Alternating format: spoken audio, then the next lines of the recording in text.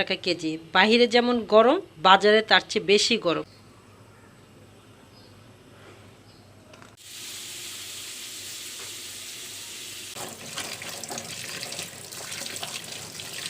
গাছ থেকে পেড়ে আমের ভর্তা বানানো হতো। তো এই মাছগুলি সবসময় আমি আনি 800 থেকে 700-800 এর ভিতরে। আর আজকে এনেছি 1000 টাকা কেজি। বাহিরে যেমন গরম, বাজারে তার চেয়ে বেশি গরম। কি রান্না করব চিন্তা করে পাচ্ছি না। তো যাই হোক, চিংড়ি মাছ নিয়ে আসলাম, দেখি চিংড়ি মাছ দিয়ে কী করা যায়। তো আমের ডাল বসিয়ে দিলাম, টমেটো দিয়ে আগে ডালটা সিদ্ধ করে নিচ্ছি। আর আম দিব বেশি করে, গরমের ভিতরে আমের ডালটা বেশি মজা লাগে। তো এই তো ডালটা হচ্ছে ডাল ঘুটিতে ঢুকুটে নিলাম, আর এখন হচ্ছে আমি আম দিয়ে দেব।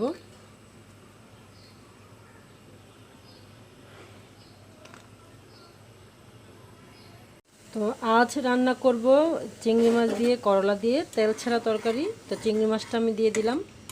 আর এই চিংড়ি মাছটা হচ্ছে ছোট হলে বেশি ভালো হতো, তো যেহেতু বড় তাই ছোট ছোট করে কেটে দিলাম। প্রথমে হচ্ছে আমি হলুদ, মরিচ, ধনিয়া আর হালকা পানির ভিতরে চিংড়ি মাছটা সিদ্ধ করে নেব। তো এই তো বাঙ্গি কেটে নিলাম, কাজের মাঝখানে হচ্ছে বাঙ্গি খাবো। আর আমরা তো বাঙ্গি খুব পছন্দ করি, আমি আমার হাজব্যান্ড দুজনেই খুব পছন্দ করি। আর গরমের ভিতরে পেট ঠান্ডা রাখতে বাঙ্গির অতুলনীয়, বাঙ্গি খেলে পেট ঠান্ডা থাকে। করলা, আলু আর কাঁচামরিচ দিয়ে নিলাম, আর এখন হচ্ছে সিদ্ধ হওয়া পর্যন্ত অপেক্ষা করব। তো এখন দিয়ে দিলাম আমি পেঁয়াজ আর রসুনের পেস্ট। পেঁয়াজ আর রসুনের পেস্টটা হচ্ছে হওয়ার কিছুক্ষণ আগে দিতে হয়। আর অল্প একটু অপেক্ষা করে ধনেপাতা দিয়ে নামিয়ে ফেলবো। তো এই তো দিয়ে দিলাম ধনেপাতা, আর আমারও তরকারিটা হয়ে গেছে, একদম সুন্দরভাবে হয়েছে।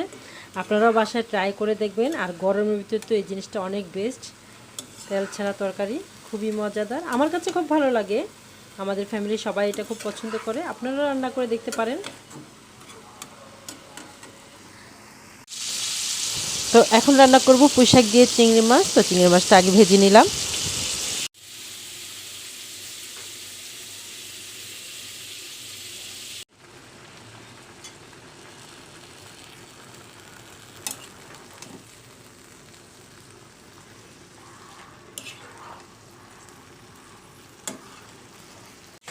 আর এখানে করব বরবটির ভর্তা। আমাদের সাফালির হাতের ভর্তা খুবই মজার ভর্তা, সে খুব মজা করে ভর্তা বানাতে পারে। তো যখন ডালে আম দিয়েছি তখনই আমের ভর্তা খেতে ইচ্ছে করলো, তো আমটা কেটে ধুয়ে নিলাম। তো শুকনো মরিচ দিলাম, কাঁচা মরিচ দিলাম, ধনেপাতা দিলাম, চিনি দিলাম, লবণ দিলাম, সব দিয়ে এখন ভালোভাবে চটকিয়ে নিব, মানে দেখেই খেতে ইচ্ছে করছে।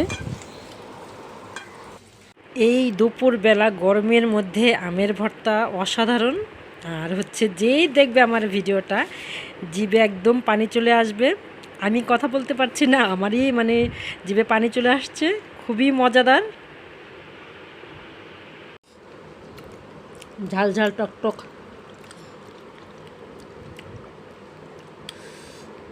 গ্রামের বাড়িতে হলে গাছ থেকে পেড়ে আমের ভর্তা বানানো হতো। ঘরে মানে এই যে খিচুড়ি ছিল, মুরগির মাংস ছিল, হাঁসের মাংস ছিল, মানে এতগুলি খাবার থাকার পরও আমি আজকে রান্না করলাম। এই যে ভর্তা বানানো হয়েছে, তারপরে হচ্ছে করলা দিয়ে চিংড়ি মাছ তেল ছাড়া এটা করা হয়েছে, তারপরে হচ্ছে এই যে পুঁইশাক রান্না করা হয়েছে, ডাল রান্না করা হয়েছে, আমের ডাল।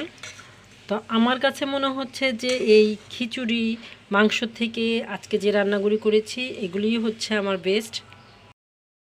এতগুলি খাবার থাকার পরও আবার আমি রান্না করলাম, কারণ গরমে আমার মনে হচ্ছে না আমি যে খিচুড়ি মাংস খেতে পারবো। তো এই খালাকে দিয়ে দিলাম, খালায় বাসায় নিয়ে যাবে। তো এই তো এখন আমি খেতে বসলাম। এখন আমি প্রথমে ভর্তা দিয়ে ভাত খাবো। ভর্তার কাছে মাংস, পোলাও সব কিছুই ফেল। আমার মনে হয় যে আমি এই ভর্তা দিয়ে পেট ভরে খেতে পারবো। আর যে গরম পড়ছে সেই গরমে মনে করেন যে মাছ মাংস খেতেই ইচ্ছে করে না, একটু ভর্তা দিয়ে ভাত খেলেই মনে হয় যে শান্তি লাগে।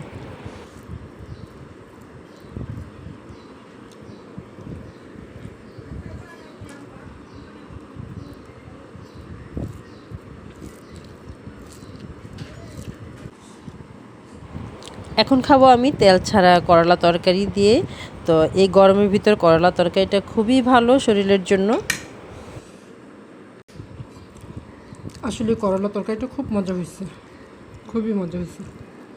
তেল ছাড়া তো গরমের জন্য খুব ভালো। এখন নেব পুঁই শাক।